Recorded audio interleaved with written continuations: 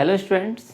तो पिछले वीडियो ने हम लोगों ने शुरू किया था क्लास 10 का जो आपका एमसीक्यू इस बार पूछा जाएगा, ठीक है, सीबीएसई में सेशन 2023-24 न्यू सिलेबस के अकॉर्डिंग, ठीक है, उस पर बेस्ड हम लोगों ने एमसीक्यू का सीरीज़ स्टार्ट किया हुआ है और इसमें से 5 एमसीक्यू हम लोगों ने ऑलरेडी कर लिया है और एक क्वेश्चन आपके लिए था ये, ठीक है, जिसका कि आंसर हम लोग देखते हैं क्या होगा। आप लोगों ने बनाया होगा तो मैच कर लीजिएगा, ठीक है, और उसके बाद फिर से हम लोग 5 क्वेश्चन इस वीडियो में भी करने वाले हैं, ठीक है। तो क्वेश्चन कुछ इस तरह से था कि find the HCF of smallest 2 digit composite number, जो 2 डिजिट का स्मॉलेस्ट कंपोजिट नंबर है उसका और स्मॉलेस्ट कंपोजिट नंबर का, ठीक है। तो हम लोग जानते हैं कि 2 डिजिट का जो स्मॉलेस्ट कंपोजिट नंबर होता है वो होता है 10 और जो स्मॉलेस्ट कंपोजिट नंबर है वो है 4 और इसका निकालना था हम लोग को एचसीएफ। एचसीएफ का मतलब होता है हाईएस्ट कॉमन फैक्टर, ठीक है। तो इसको निकालने का अलग अलग वे होता है, आपका जैसा इच्छा वैसे आप निकाल सकते हैं। तो 10 को अगर लिखेंगे हम लोग तो इसको लिख सकते हैं 2 × 5 और सिमिलरली 2 का अगर प्राइम फैक्टराइजेशन करेंगे तो मिलेगा 2 × 2, ठीक है, 4 का। तो यहाँ पर अगर कॉमन हम लोग देखें तो 2 जो है आपका दोनों में कॉमन है, तो एचसीएफ हो जाएगा आपका 2, मतलब कि आंसर आपका आ जाएगा ए, ठीक है।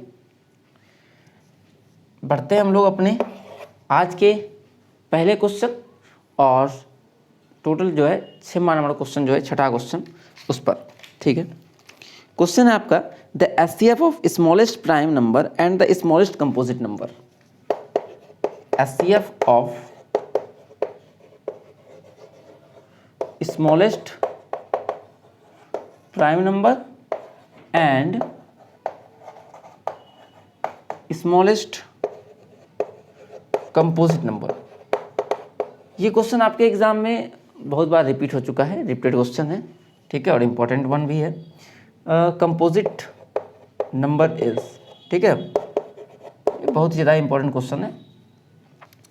तो हम लोग जानते हैं कि स्मॉलेस्ट प्राइम नंबर जो होता है की बात करें तो वो होता है 2, ठीक है, और स्मॉलेस्ट कंपोजिट नंबर अभी जस्ट हम लोगों ने देखा था होता है 4 और इसका जब एचसीएफ निकालेंगे तो आपको डायरेक्ट भी आंसर याद होगा ही कि इसका आंसर कितना आएगा, तो एचसीएफ आ जाएगा 2, ठीक है। मतलब कि अगर 2 को ब्रेक करेंगे तो 2 सिंपली आएगा, 4 को ब्रेक करेंगे तो 2 × 2 आएगा, तो कॉमन फिर से 2 मिलेगा, एचसीएफ हो जाएगा 2, ठीक है। तो इसका आंसर क्या हो जाएगा, 2 हो जाएगा। इसी क्वेश्चन में अगर पूछा जाता एचसीएफ ना बोल करके बोला जाता find the LCM of smallest prime and smallest composite number, तो फिर से हम लोग निकालते हैं वहाँ पर एलसीएम ऑफ 4 × 2 या 2 × 4 = अगर निकालते तो सेम इसी तरह से ब्रेक होता। और एलसीएम में क्या करते हैं हम लोग कि मैक्सिमम पावर लेते हैं, तो यहाँ पर 2 पावर 1 है जबकि यहाँ 2 पावर 2 है, तो मैक्सिमम आ जाएगा 2 पावर 2 = 4। तो एलसीएम अगर पूछा जाता तो इसका आंसर हो जाता आपका 4, ठीक है। नेक्स्ट क्वेश्चन हम लोग बढ़ते हैं और वीडियो के लास्ट में आपके लिए भी एक क्वेश्चन रहेगा फिर से आज, ठीक है, जिसका आंसर आपको देना है कमेंट बॉक्स में।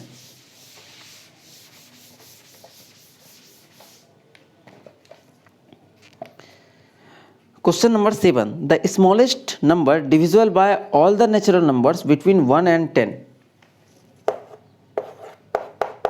The smallest natural number divisible by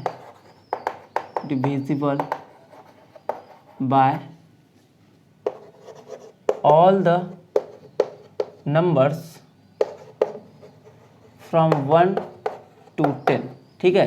1 से लेकर 10 तक के नंबर सभी नंबर से डिविजिबल होने वाला जो स्मॉलेस्ट नंबर है वो हम लोग को फाइंड आउट करना है कि कोई ऐसा नंबर है जो कि 1 से लेकर 10 तक सारे नंबर से कट जाए। तो ये क्या होता है, तो उसका एलसीएम होगा ऑब्वियसली।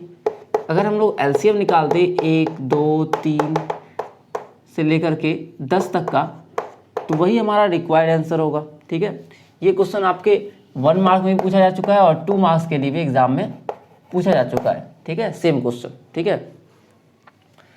तो एलसीएम का मतलब कि 1 को तो 1 लिख सकते हैं, 2 का हो गया 2 पावर 1, 3 हो गया, फिर 4 को लिख सकते हैं 2 का स्क्वायर, 5 तो 5 पावर 1 होगा, फिर 6 को लिख सकते हैं 3 इंटू 2, फिर 7 को 7, फिर 8 को 2 का क्यूब, 9 को 3 का स्क्वायर और 10 को 2 इंटू 5।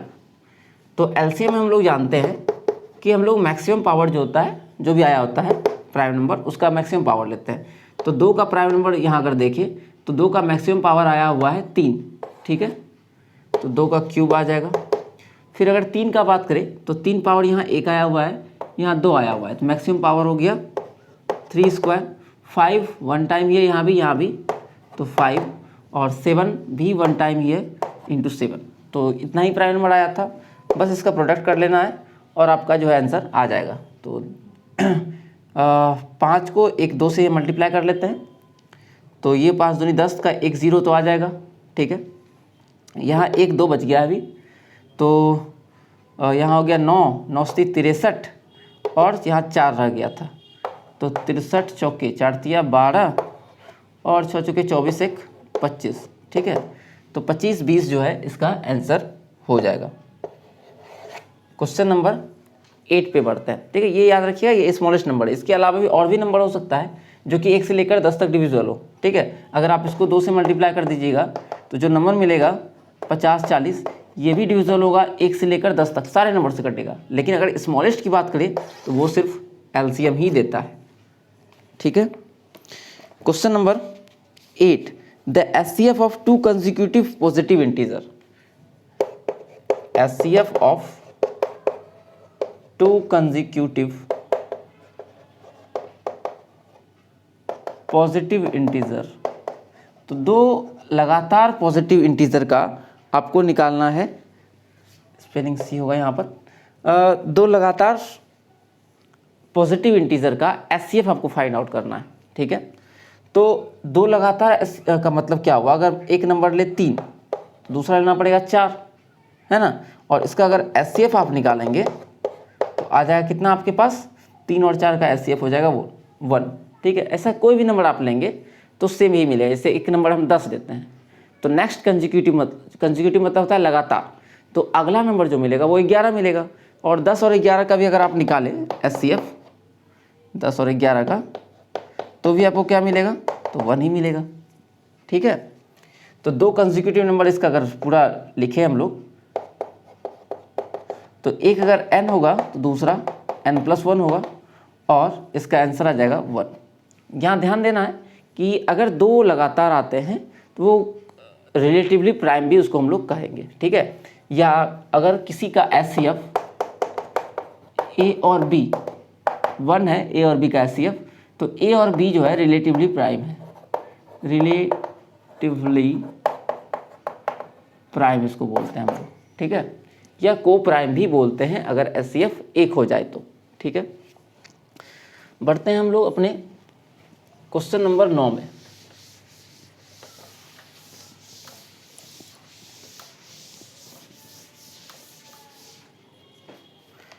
क्वेश्चन नंबर 9 है, let n be a natural number then the LCM of n and n+1। तो हम लोग को एलसीएम निकालना है। क्वेश्चन नंबर ये है आपका 9, n+1 का, जहाँ पर n क्या है तो एक नेचुरल नंबर है ना। नेचुरल नंबर बोले या पॉजिटिव इंटीजर बोले, दोनों का मतलब एक ही होता है, ठीक। तो इसका निकालना है हम लोग को एलसीएम। तो अभी जस्ट हम लोगों ने देखा था कि अगर किसी का एचसीएफ 1 आए तो वो रिलेटिवली प्राइम होता है, ठीक है, या को प्राइम होता है।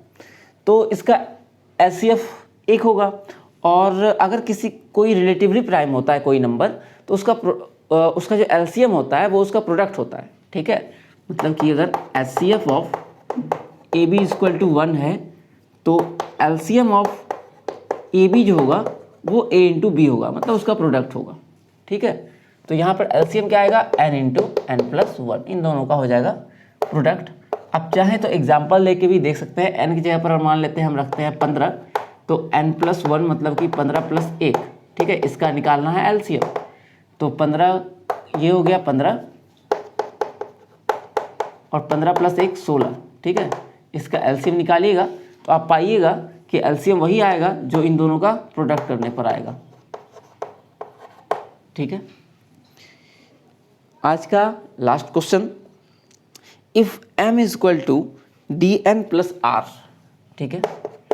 If m is equal to dn plus r, आपके पास कोई m नंबर है जिसको हम लोग dn प्लस r के फॉर्म में लिख सकते हैं, where m and n are positive integer. यहाँ पर m और n ये दोनों पॉजिटिव इंटीजर हैं, जबकि d और r ये दोनों कोई सा भी इंटीजर है, ठीक है, integers. Then n is HCF of m, then n is HCF of m and n if, options आपके पास है r is equal to 0, second option है r is less than 1 greater than equal to 0, third option है r is equal to 1, fourth none of this, ठीक है। तो question एक बार पहले हम लोग समझते हैं। कोई एक नंबर दिया हुआ है m जो कि d into n plus r के फॉर्म में है और उसका HCF जो है वो है n, ठीक है। तो HCF m और n, इसका HCF जो है कहता है कि n होगा, ठीक है। तो अगर m और n का HCF n होगा, मतलब कि किसी दो नंबर का HCF एक नंबर हो जाएगा अगर वो नंबर उसका फैक्टर हो, ठीक है। n अगर इफ n इज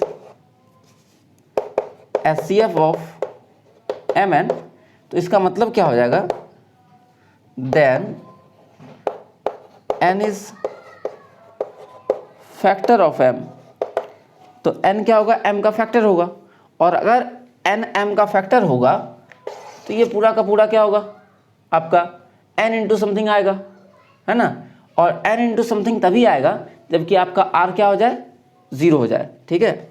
ये तभी पॉसिबल है जबकि आपका r 0 हो जाए, क्योंकि तभी हम लोग लिख पाएंगे m is equal to n into something, something मतलब यहाँ पर d है, ठीक है। तो यहाँ पर r is equal to 0 option number A में है, ये हमारा हो जाएगा आंसर। अब नेक्स्ट क्वेश्चन है आपके लिए, ठीक है। ये आप बना के दिखाइएगा, क्वेश्चन ऑफ द डे।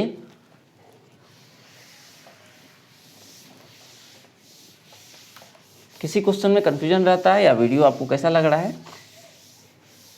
ये सब आप कमेंट बॉक्स में बता सकते हैं। चलिए, तो नेक्स्ट है क्वेश्चन आपका, क्वेश्चन ऑफ द डे ये है, if 3 is the list prime factor of m, if 3 is the list prime factor of m and 5 is the least prime factor of n, then the least prime factor